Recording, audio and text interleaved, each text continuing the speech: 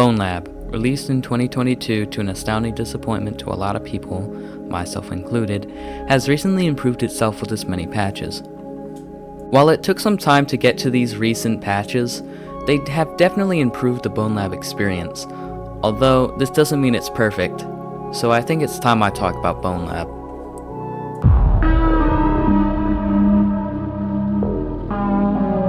Bonelab's campaign is not that great.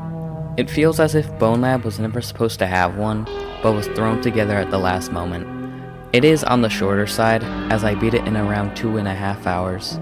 Compared to Boneworks, it pales in comparison to the lengthy and meaty campaign that Boneworks presents. Lore-wise, it makes no sense. Since the quest couldn't handle videos, we got clipboards, and lots of them. There can be multiple clipboards in just a single room. In Boneworks, we also had clipboards, but they were spaced out and only present for world building. We also had the monitors with Alora and Hayes. In Bonelab, we only have Jay, and he speaks to you throughout the game on radios. I'll talk about lore later on in the video, and I just want to focus on the campaign in this section. As for the levels, most of them are very short and forgettable. The only good levels are Descent, Big Anomaly, Ascent, and Home. Only 4 out of the 14 levels are worth replaying. While there is a 15th level, it is only the starting menu once you finish the game, so I'm not going to be counting it. The reason why I don't like most of the levels is because of how bland they can be. Long Run is very boring and is very forgettable. Mine Dive is just a gimmick level, that gimmick being the newly introduced vehicles, and the avatar levels are just post-game levels used as a way to introduce the avatars, and aren't actually required at all to beat the game. My main issue is with the campaign. I know I already mentioned its length a little bit earlier, but the game is $40. That's $10 more than Boneworks. Mind you, Boneworks had a stellar campaign with an incredible set of levels to keep you occupied once you beat the main story. Second, its bland and boring levels don't stick out like Boneworks did. In Boneworks, each and every level is unique. Even the sandbox and arena levels were unique. While the main set of levels followed the theme of Myth-the-West, they each had their own style and made them easily recognizable. In Bonelab, you can still recognize the levels, but they don't have a particular style to them. They either try to be Fantasyland, Myth-the-West, or whatever other theme they went for. There is no real theme here. While diversity in levels is always a good thing, you still want to follow a set of rules. I know I keep comparing Bonelab and Boneworks to each other, but that's because I've sunk hundreds of hours into Boneworks, and am very fond of Boneworks. In reality, these two games are not the same, and that is okay. I just wish that Bonelab was a lot more like its big brother. So after you have beaten the campaign, and left with so many questions, what do?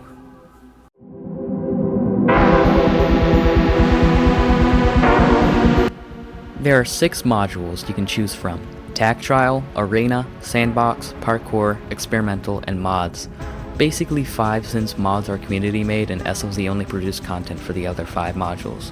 There are a handful of levels to choose from, and only a few that really stick out to me. I only ever see myself replaying Rooftops, Tunnel Tipper, and yeah, that's kind of it. I only like Rooftops because it reminds me of Blade Runner, which is one of my favorite movies, that and the sequel, and Tunnel Tipper for its visuals and its verticality. I rarely visit the other levels. Reason is, it's just because once you mess around with them a few times, what else could you really do with them? Sure, you could cut down your time on a tag trial, or do more challenges in the arena, but seriously, what else is there to do? Sure, there is a sandbox module, but what if you don't want to play sandbox?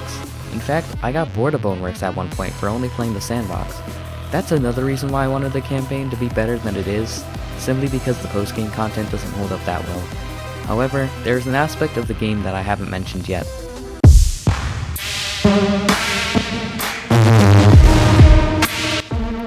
Mods are a main focus of this game, hence the name Bonelab. You are meant to experiment with all sorts of mods, getting them from Mod.io. There are also code mods, but I'm not sure if they are working currently as I haven't seen anyone in the Lava Gang Discord mention code mods in a while. The main mods you will find are avatars, levels, and spawn rules. I myself make mods, those being levels. Over time I've gone from knowing nothing about Unity to knowing quite some stuff.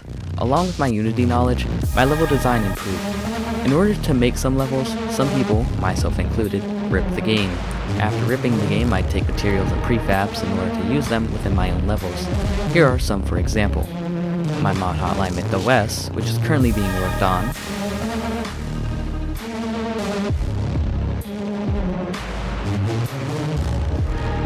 an unnamed level that was originally Hotline MythOS.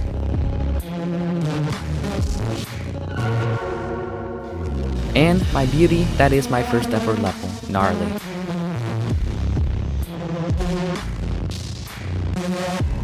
I have to say, making levels for this game is super enjoyable. I really don't have anything bad to say about the mods, so I'll just move on to the outro, as I really don't have anything else to say.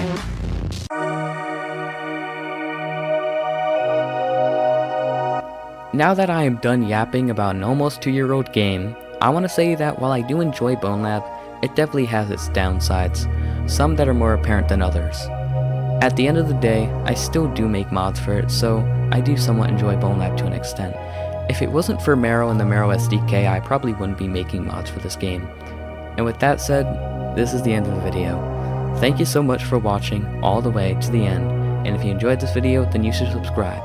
Thank you and have a wonderful day.